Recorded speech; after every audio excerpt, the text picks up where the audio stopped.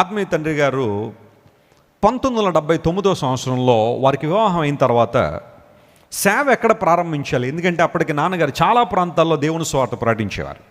పశ్చిమ గోదావరి జిల్లా నరసాపూర్కి ప్రతి నెల చాలాసార్లు వెళ్ళేవారు. అక్కడ సువార్త ప్రకటించి చాలా సంఘాలు బలపరిచారు. అంతర్వేదిపాలెం, నరసాపురం, పాలకొల్లు, దిగమర్రు ఈ ప్రాంతాలన్నీ కూడా పశ్చిమ గోదావరి జిల్లాలో ఉంటాయి. భీమవరం చాలా ఫ్రీక్వెంట్గా ఆ ప్రాంతాలకు వెళ్ళి సువార్త ప్రకటించినప్పుడు తండ్రి గారు అనుకునేవారు, బహుశా ఈ ప్రాంతాల్లో నేను రానున్న రోజులు ఇక్కడ సువార్త సేవ లేదా సంఘ పరిచర్య చేయాలని దేవుడు ఆశిస్తున్నాడేమో.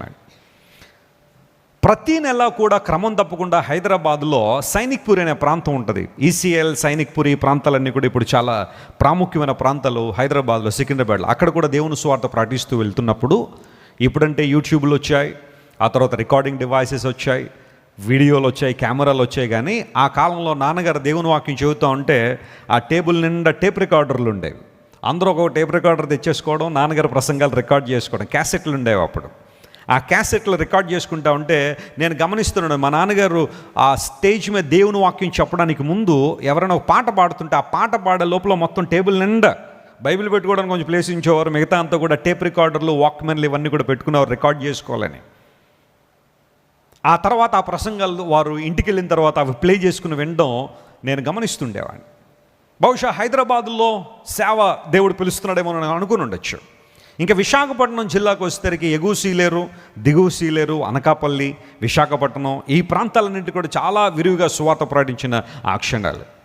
ఇన్ని తలంపుల మధ్యలో దేవుని సన్నిధిలో ప్రార్థన చేస్తుంటే, ప్రభువా ఎక్కడ మేము సంఘ పరిచర్య ప్రారంభించాలి, నీ సువార్త సేవ ఎక్కడ కొనసాగించాలని దేవుని సన్నిధిలో ప్రార్థన చేసినప్పుడు దేవుడు స్పష్టమైన రీతిలో రాజమండ్రి పట్టణాన్ని తండ్రి గారికి చూపించారు.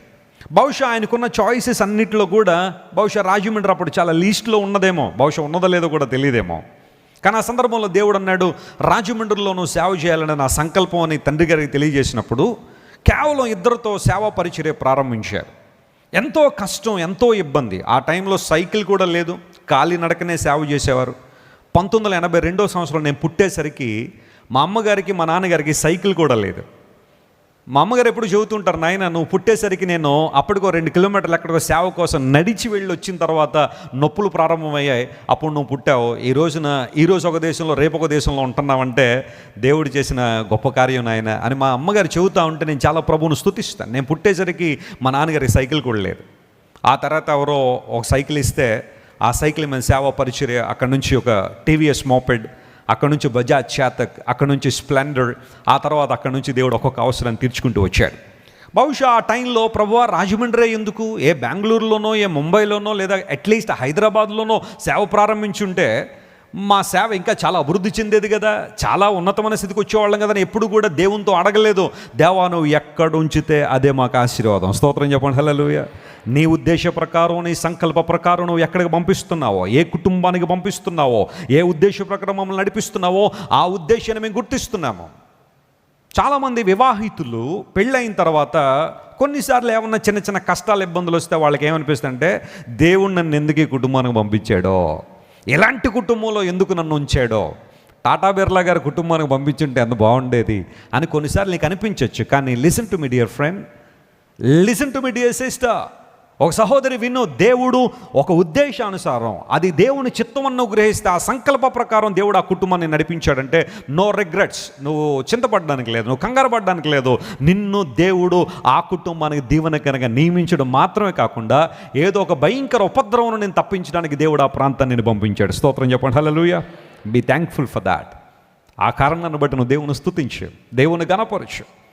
అంతేగాని భర్త దగ్గరికి వెళ్ళి నువ్వు దొరికే కాబట్టి ఏదో ఇలా అయిపోయింది, కానీ నా జీవితం లేకపోతే రాహుల్ గాంధీ గారికి ఇంకా పెళ్ళి అవ్వలేదట అని అన్నావంటే అది సరైన పద్ధతి కాదు. అది లేకపోతే మరొకళ్ళని నువ్వు ఆలోచన చేసే విధానం కాదు అది. God sends you there with a purpose. Elijah అనుకుని ఉండొచ్చు, ప్రభువా ఇంతమంది గొప్పోళ్ళ మధ్యలో ఒక ఇన్సిగ్నిఫికెంట్ వీడియో దగ్గర నన్ను పంపిస్తున్నావు, వాట్స్ యువర్ ప్లాన్ గాడ్? ఏలియా నీకు తెలియదయా, ఆహాబు నిన్ను వెతకాలని, నిన్ను పట్టుకోవాలని, నీ కంఠం కోసేయాలని మొత్తం రాజ్యాలందరి దగ్గరికి పంపించేశాడు మనుషుల్ని. ప్రమాణాలు చేయించేసుకుంటున్నాడు వాళ్ళతో. ఏలియా మాకు దొరికితే మీకు అప్పగిస్తాము, అట్టి విధానంలో ప్రమాణము చేయుచున్నామని.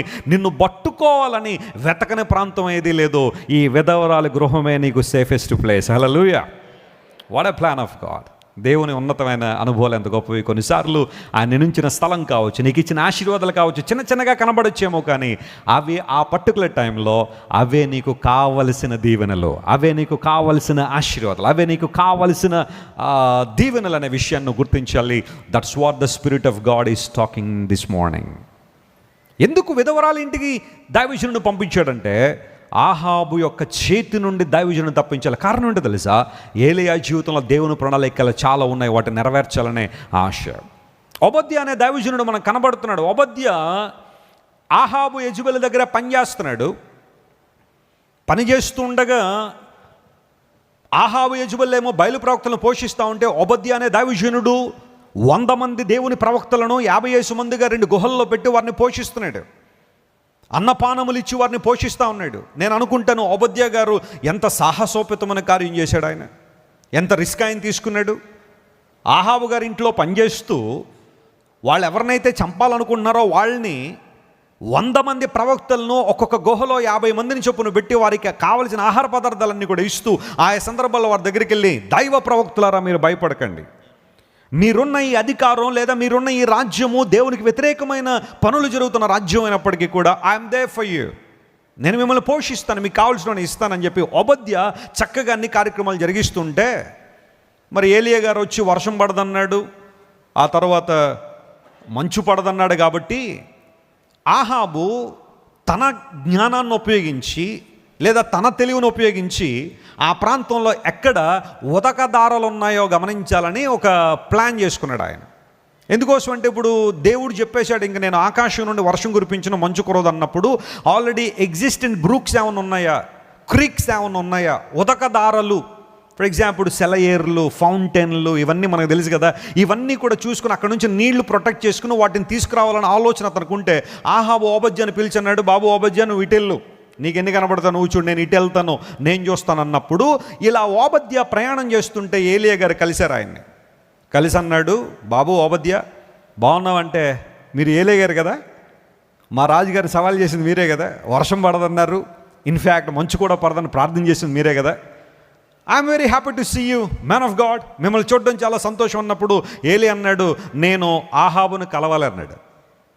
అయ్యా మీరు అడుగుతున్న మాట ఎలా ఉంది అంటే, మీకోసం ఆయన ఎలాంటి సెర్చ్ ఆపరేషన్ నిర్వహిస్తున్నాడో మీకు తెలియక ఇలాంటి మాటలు మాట్లాడుతున్నారు మీరు, మీ గురించి వెతకని రాజ్యం అంటూ ఏది లేదు, అందును బట్టి ఇది కష్టమేమోనండి మీరు అడుగుతున్నది. ఎందుకంటే నేను వెళ్ళి రాజుగారికి ఏలియా మిమ్మల్ని కలవాలనుకున్నా నేను చెప్పినా కానీ నా పరిస్థితి కూడా చాలా దారుణంగా ఉంటుంది, అందును బట్టి నీవు చెబుతున్న ఈ పని నీకు మాత్రమే కాకుండా నాకు కూడా కొంచెం ప్రమాదకరమైన విషయం అని చెబితే ఏలియా అన్నాడు, ఖచ్చితంగా నేను కలవాల్సిందే, కలుస్తా అనగానే ఓబద్యా అనుకుని ఉంటాడు, మ్యాన్ ఆఫ్ గాడ్ దైవజనుడు ఏలియా ఖచ్చితంగా కలవాలనుకున్నాడు, ఎలాగైనా కలుస్తాడు, ఆ ఆశీర్వాదం నేనెందుకు పోగొట్టుకోవాలని చెప్పి వెళ్ళి ఆహాబుతో మాట్లాడతాడు. ఆ సందర్భం అంతా మనం చూస్తున్నాం ఇక్కడ. దేవుని ప్రజలారా వినండి, దేవుడు ఏలియా పట్ల ఒక ప్రాముఖ్యమైన ఉద్దేశం కలిగి ఉన్నాడు. కాబట్టి ఎనిమీ టెరిటరీలోనికి దేవుడు ఆనాడు ఏలియాను పంపించి ఒక విధవరాల దగ్గర ఏలియాను భద్రపరిచిన దేవుడు ఆయన.